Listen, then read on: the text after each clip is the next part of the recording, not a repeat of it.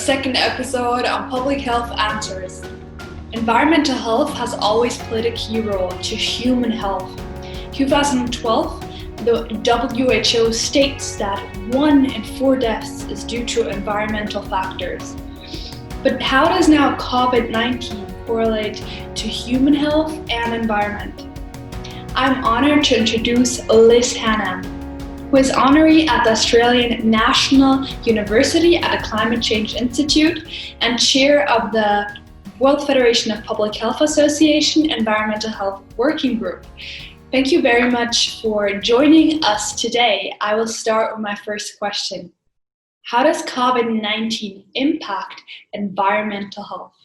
And the two key lessons that we need to take away from this, I think, is just the relationship between the environment and human health. One is our interaction with human health, with the environment, and particularly animals that can be that can be infected by diseases, which also has a capacity to jump into the human species.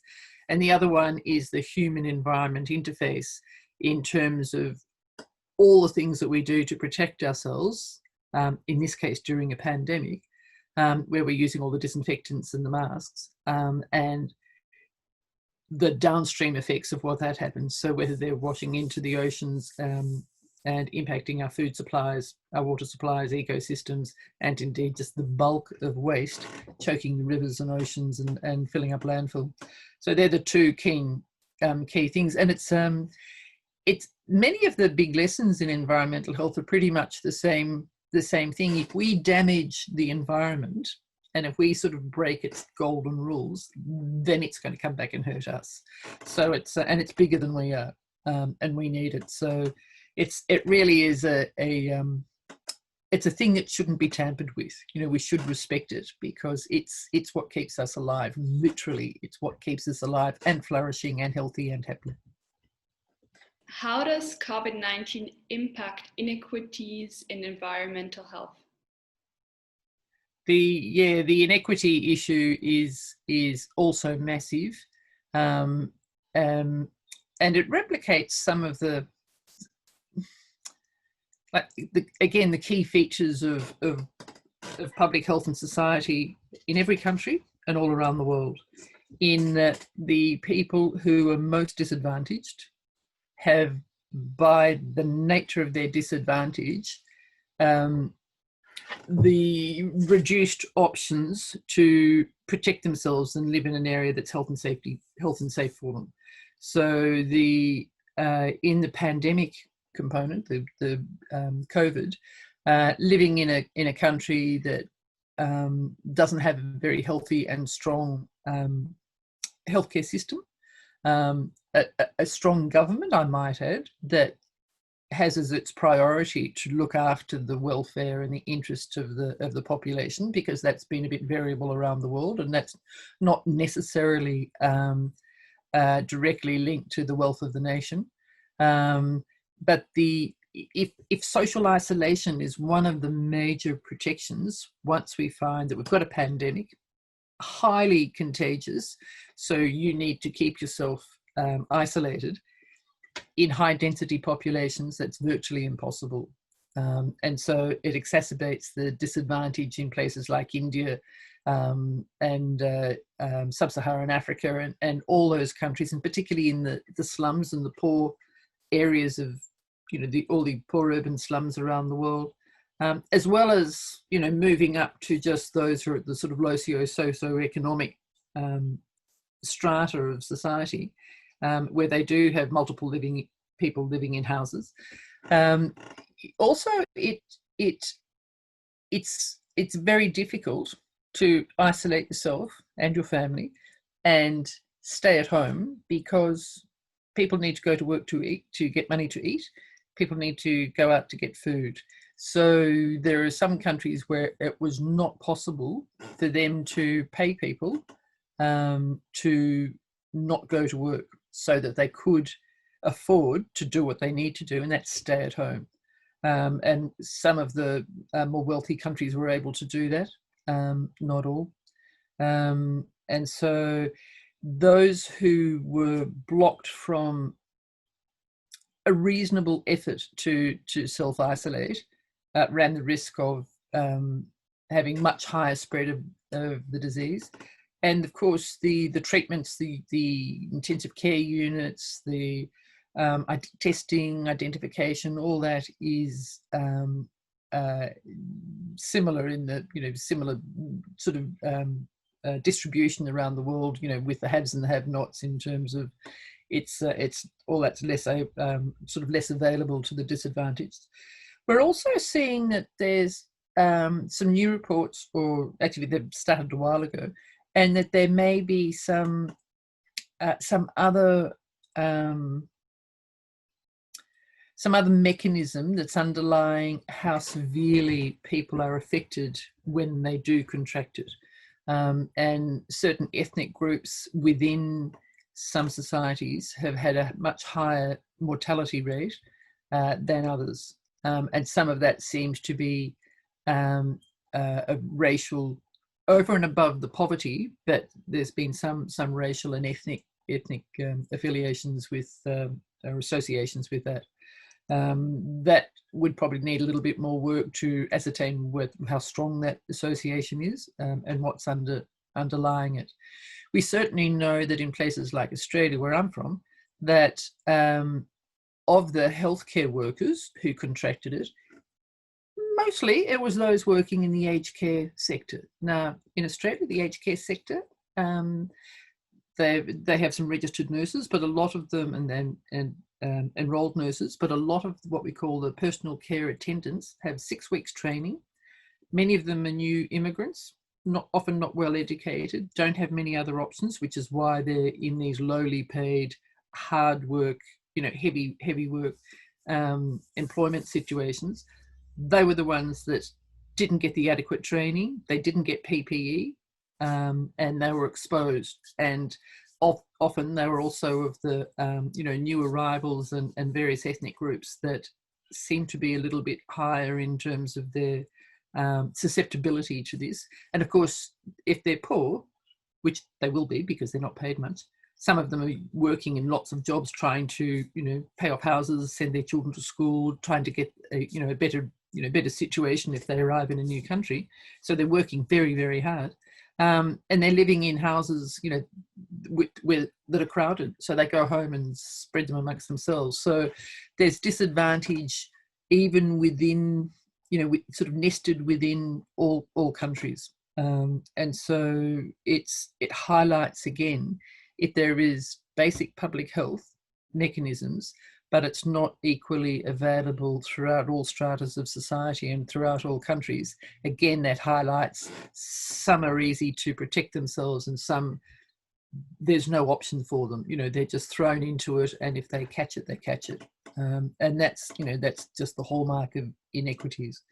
And so there's the appropriate response of that public health response is to not let that happen. It's difficult with housing to be able to take people out and put them in more spacious housing, but we could certainly make sure that there are groups that are that weren't given PPE because they were, because their job was not high status enough. That's abominable in civilized society.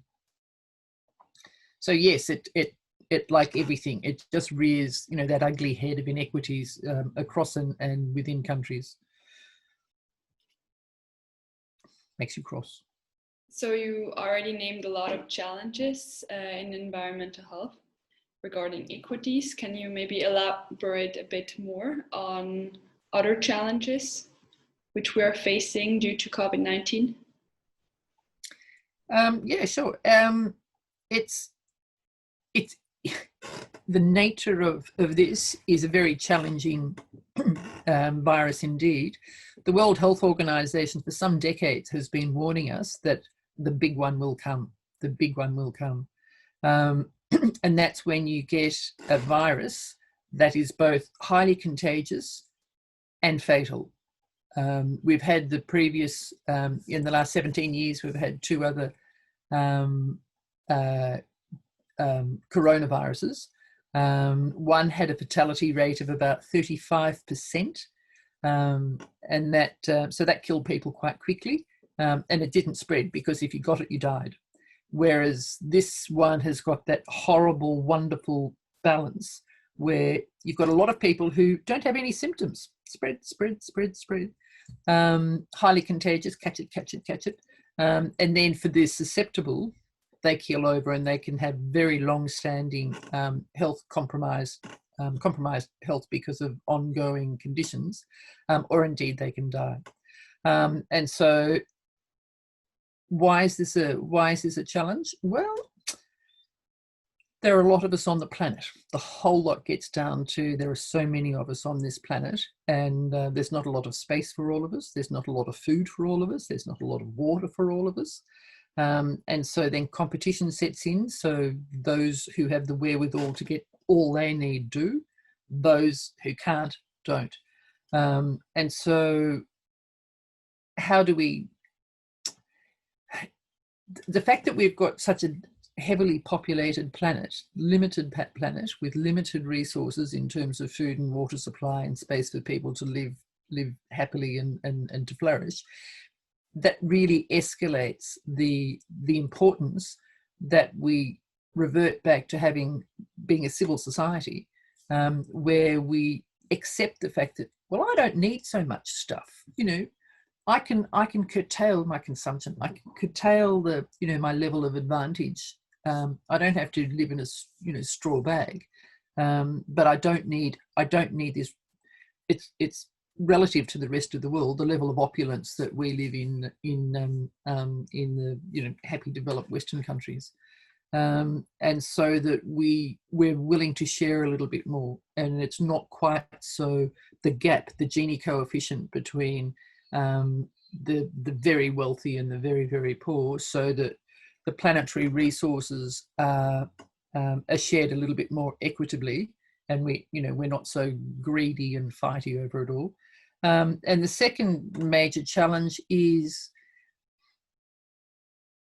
prioritizing the environment, because the environment for many, many years, or decades, or throughout our evolution, to be honest, when we had a huge great planet and only a few people, until the population escalated dramatically with the Great Acceleration, and particularly post the last few hundred years, and so the concept that little old me, what I could do, could impact on this whole planet is inconceivable. And of course, as the whole sort of like capitalist society has gone on, then it's supported their notions to not worry about the planet, because I can just go and take all the water, and I can take all the resources, and I can sell them and make a profit, and I can have a yacht, and my children can go to the best universities, and isn't life good? And the fact that I'm polluting the rivers, the fact that I'm polluting the land, the fact that I'm spewing stuff into the atmosphere, and 9 out of 10 people on the planet are breathing polluted air, is sort of acceptable. That's abhorrent. That's abhorrent for a species that regards itself as civilized. And so the more we contaminate the planet by the function of being so many of us consuming so much and generating so much waste, means that we're choking the planet and choking everyone on it. And the first people to get choked most dramatically and most emphatically are obviously going to be the disadvantaged. So it's the big challenge, of course, is, do we learn this as a big wake-up call, to be more civil, more sharing, have more compassion, and tread lightly on the planet? That, I think, is the greatest challenge that we've got. And if we don't, well, we're on a march to suicide. We are, there's so many canaries in the coal mine that, I think people have stopped counting the canaries, and thinking that I'll be right. It's only those people. I'll be right. And that's not only immoral, but it's stupid, really, really stupid. So that's our greatest challenge, is to learn the lessons that are staring us in the face. I thank you very much for your time and sharing these lessons learned on environmental human health. And thank you. And just the last, and thank you for the questions and the opportunity. But the thing is, it's sheer logic that we learn these lessons. And if we do not care for ourselves, then we should care for the younger generation who deserve to have a decent and a healthy, happy planet throughout their lives, as we've had through most of ours. And those poor little youngsters, you know, they're on the trajectory that we're living at the moment. Their life will not be pleasant, and we have no right to steal the future and the you know, life and joy from the world's little tiny children. So we should do it for them, if not for ourselves.